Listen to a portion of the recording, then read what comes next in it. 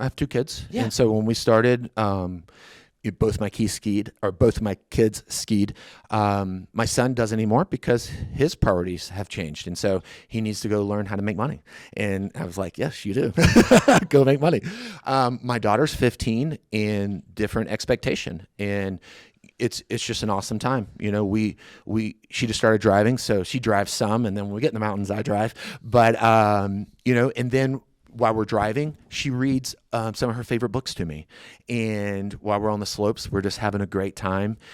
In the summer, and this is a new thing because we've reprioritized some things to not grow as much.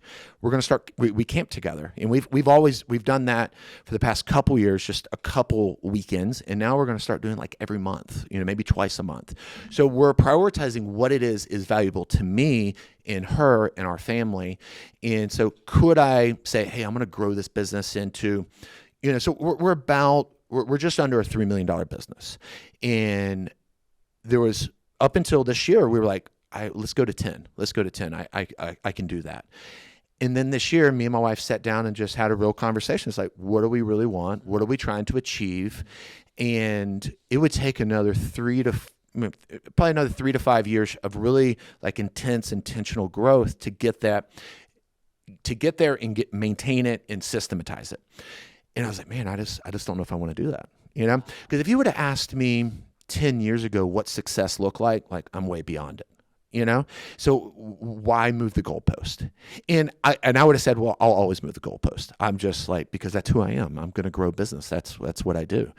And it is part of who I am. But then I said, but do I also want to be a really involved father? Do I also want to have like the strongest possible relationship with my daughter? Do I need my daughter to be seeking affirmation through other people in other ways? No, I don't want those things. And so I make more than enough. And so just saying, hey, this is enough. And once our daughter is grown, we'll reassess. And, if we're both, man, we're kind of bored, then maybe we'll grow some more. But I have a feeling that we'll enjoy that next part of life in a more productive way than, painting people's homes. I love that. Would you say I hear you, like you're not moving the goalpost again. Yep. Would you say that you are moving the goalpost? You've just changed the field. Yeah. Yeah. I see you as someone who's never going to stop growing, someone who's never going to stop investing, someone who's never going to stop pursuing goalposts, if you will, which is scoring, which is accomplishing. Okay, just for everyone that's not understanding the football analogy. It's okay to move the goalpost, but it's okay to change the goalpost field once you've already scored here. 100%. And this is enough because this is a greater. Yeah.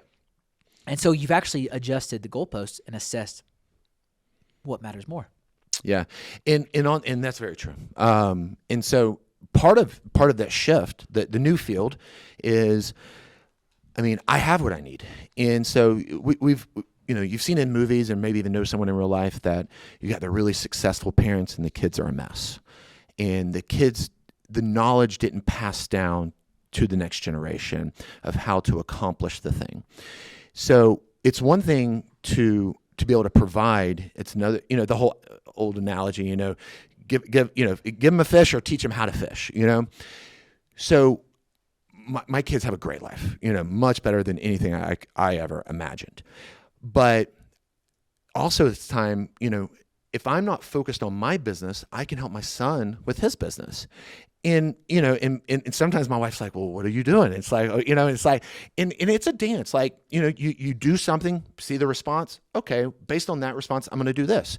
It's like marketing. It's like you try something that didn't work. So we're going to tweak this and try that, or that worked. Let's put more money on it. And so it's a dance, in anything and with my kids.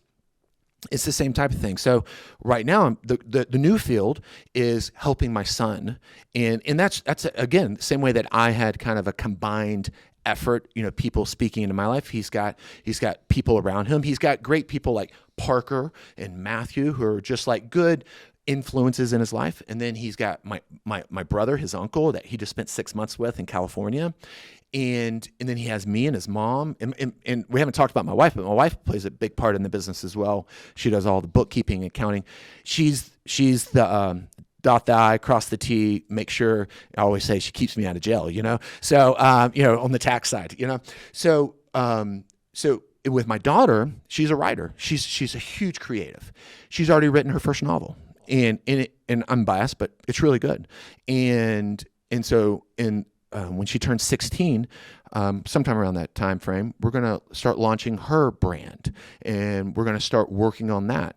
So I can be working on, building up more money for me, but that doesn't matter. I've already got what I need. And again, like, I'm not like super wealthy, but we're good. Yeah. Like, we have a good home.